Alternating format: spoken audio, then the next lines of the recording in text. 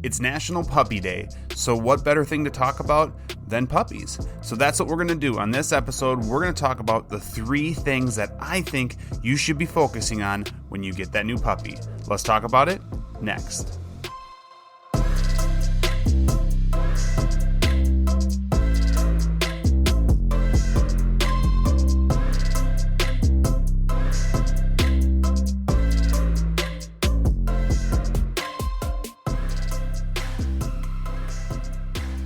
Hey guys, what's up? This is Jake at ondogtrainingacademy.com. Welcome to this week's Learn, Laugh, Bark podcast. I'm really excited to talk about this week's because it's about puppies. National Puppy Day is March 23rd. I know that this launched on March 24th, but believe me, it is March 23rd right now when we're shooting this, so we're going to count that as National Puppy Day. And I just thought it was a good time to talk about what we think are the 3 main things you should be focusing on when you get this puppy. Like, there's so many things to think about, but what 3 things should you be honing in on to make sure you're setting your dog up for success? Now, before we do that, I want to thank everybody who's listening to us via any of the podcast apps or wherever you get your podcast. Thank you for listening. And for everybody on YouTube, I'd like to thank you guys as well for watching us. We really appreciate it. Either way, if you guys could like and subscribe to our channel, that would be amazing. Let's build this thing up. Let's make it as big and as awesome as it can get. Let's keep putting out. We plan on keep putting out all this content for you guys. So we would really appreciate the support. If you like our channel, subscribe to, or like this video, subscribe to our channel. And hey, at any time, if you want to throw a comment into to any of these videos, feel free. I check this. I'll respond to it. But yeah, so we just have a good time doing this, but make sure you guys subscribe. The other thing then that I want to talk about is our website, ondogtrainingacademy.com. We've got some really cool things in the works. We've got a webinar that we're putting out that I will be talking about here shortly that kind of ties into some of the stuff we're going to be talking about today. But we also do one-on-one training. We have other courses that we have put up. The one-on-one training I think is really cool. It's all online, but you can meet with us. We can set up to where we can show you demos. We can help coach you with your dogs. It's just a really good way to virtually get out to people and be able to help as many people as possible. So check out ondogtrainingacademy.com and see what we can do to help you guys. And if you don't see something, if you're looking for a specific topic, reach out to us and go, hey, do you mind maybe putting something together to cover this topic, whatever it might be? We're always open to ideas and we want to help you guys. So we want to know, what do you guys want us to talk about, whether it be on the podcast, whether it be on YouTube, or whether it be in putting a webinar or course together. We always love getting feedback so that we can best help you guys out. That is the most important thing with all of this. So anyways, let's go ahead and start talking about this week's episode. Like I said, National Puppy Day. So, our dog is 6, so he's not really a puppy, but I'm sure a lot of people can probably relate. They might have older dogs. Not everybody has a puppy right now. So maybe you have an older dog, but I'm sure today or yesterday, whatever it would be, you're probably going through Facebook. You're probably going through some of your pictures on your phone and you're reminiscing about, man, look at this puppy. Gosh, can you believe, like our dog, he just turned 6 and we're like, man, can you believe he's already 6? And we go back and we look at his puppy pictures and we kind of reminisce on how adorable and stuff he was. I mean, he's still cute now, but I mean, come on, a puppy? Ugh, whatever. And so we kind of, we look at all these pictures and then we start to think, like we go back to like the work we put into him. So like our own dog Luda, we put a lot of work into him, getting him to where he is now. And so we wanted to share kind of what we did with him and what we suggest you do with your puppies as well to make sure you set them up and optimize whatever your dog is. We can talk about genetics, we can talk about breeds, all this different stuff, yeah, whatever. But there's things that we can do as handlers that really helps mold your dog into what they're going to be as an adult, what they're going to be their entire life. I think the first little bit of time you have with your puppy is the most important time because your dog is learning or your puppy is learning so much. So you might be listening to this and you might say, well, hey, I don't have a puppy right now, so maybe I don't need to listen to it. Hold on. Don't leave. I would definitely recommend hearing what we have to say now. Sometimes it's good to hear it now so that when that time comes and you're ready to get that new puppy, you already are prepared. You're mentally prepared. You're like, hey, I remember Jake mentioning something about something. And either you come back and rewatch this, or you just remember what I said and you just go, okay, this is what we have to do. We have to come up with this plan. We're going to work on all this stuff. So anyways, the three things. The first one, and I think this one is fairly obvious, but I think it's something that sometimes either gets done incorrectly or maybe gets done not enough, and that is socialization. Socialization is humongous. Now, I did a podcast last year, about a year ago. It was a year ago, I think it was June, where I talked about socializing and how sometimes socializing your dog can be hard and sometimes you're going to struggle and all that. And you guys can check that out. I'll actually I didn't do YouTube at that time. That is a podcast. So I'll actually put a link in the description to that podcast that kind of talks, that'll be another podcast you guys can listen to. So I definitely suggest checking that out. Of course, after. Don't click on it yet. Wait till we're done here. But I just think socialization is so incredibly important. And whether people just aren't doing it or people are doing it incorrectly, there's a lot of timing issues. There's things like that we need to make sure we're doing. So getting them out, exposing them to people, dogs, appropriate dogs, not inappropriate dogs, places, texture, smells, sights, all these different things. They need to see a lot of different things when they're young, and it needs to be positive for them, right? We don't want our dog to have bad experiences, and so we want to make sure that we're setting them up for absolute as much success as possible. Now, you might be like, well, okay, well, I know I need to socialize my dog, but how do I do it? Now, I don't want to give away our whole philosophy, but what I will say is we are going to be having a webinar that is going to be talking about socializing. And this webinar is going to be, I believe it's in April. It's in about a month from now. And we're going to be going over, it's a live webinar where you'll be able to ask questions and everything. And we're going to be talking about how to do it, what to do, where to go, all these different things. There's going to be a presentation. There's going to be videos. It's going to be really neat. So I definitely would suggest checking it out and talk to us and kind of pick our brain and make sure you're doing as much as you can correctly. But socializing is huge. Don't wait on it. Don't be like, well, he's cute, he's a puppy. I get a lot of people who say, well, my dog is social right now. Like you get a puppy. Let's just say you get a puppy lab. And your lab is happy and excited and visiting and all this different stuff. And you're like, well, I don't need to socialize my dog. My dog is already way too social or way too happy.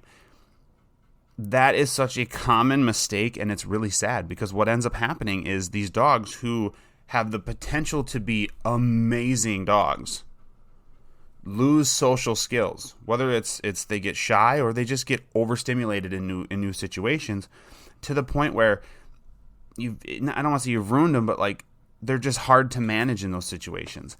And so don't take for granted that your dog at the time when you get him as a puppy is social and you don't feel like you have to do it. And don't stay simple. Like, don't be like, yeah, we go to our friend's house and we go to the park and he goes on car rides sometimes. Like, expand, go out, do things. Again, we'll get more in depth into this in our webinar that we're going to have, but get out and socialize your dog. The next one is training.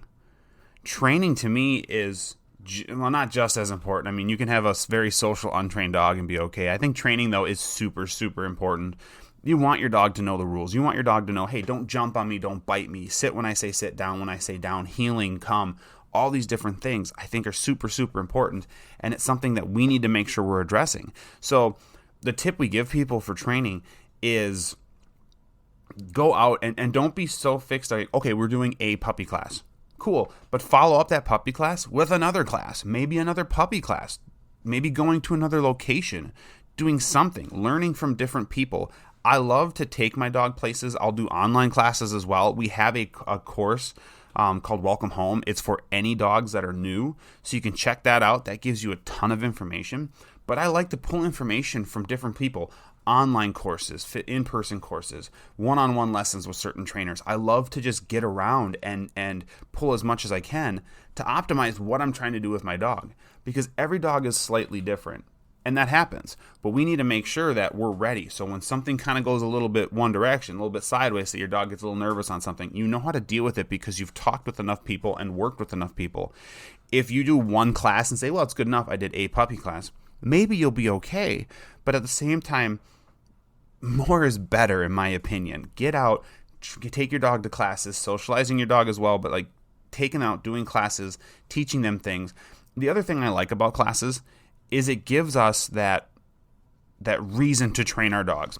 Life gets super, super freaking busy, right? Whether you have kids and they have sports, or just with us, with our own business. Like, we get so busy, like right now it's March. March is spring break. We are busy. We're doing lessons. We've got dogs in for training, all this stuff. Well, we need to make sure that we're also focusing on our own dogs. Like when we had a puppy and we were going through this same time of year, we really were like, okay, we need to hone down and be like, okay, we're going to do 1 or 2 classes a week with our dog. It forces us to get out and it forces us to train our dog.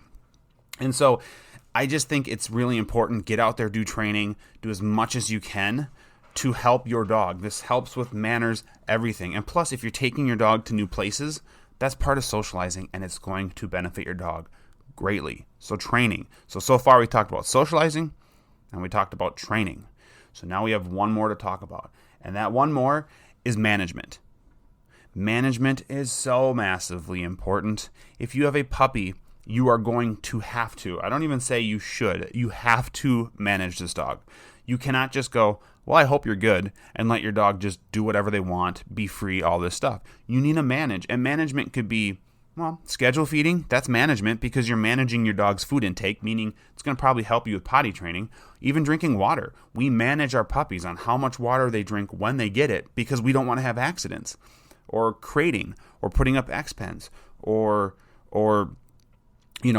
supervising. I mean, all these different things. We are managing the dog to make sure that they're not going to start developing bad habits. A lot of habits that are lifelong habits that affect the dog are things that start when they're puppies. And so we need to make sure we are working with them right now, working with them as a puppy to start to show them this is how we want you to do things. This is how you should go. Because if you let these puppies just do their own thing or create these bad habits, habits become more difficult to work through. Not impossible, but more difficult to work through than just saying this is how it goes.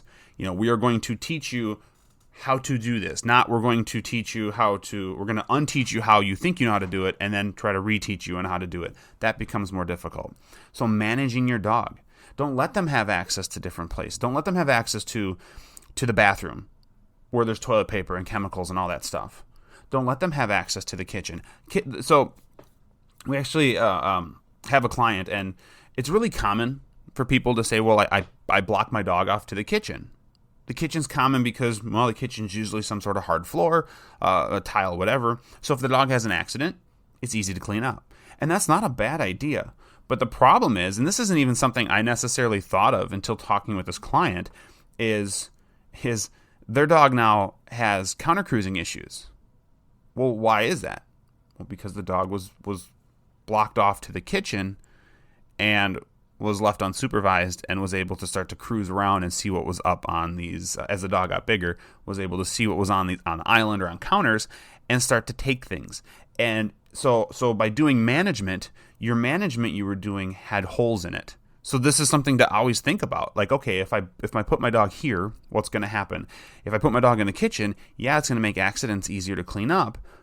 But what are side effects of putting him in the kitchen? Well, teaching counter cruising. That's definitely one.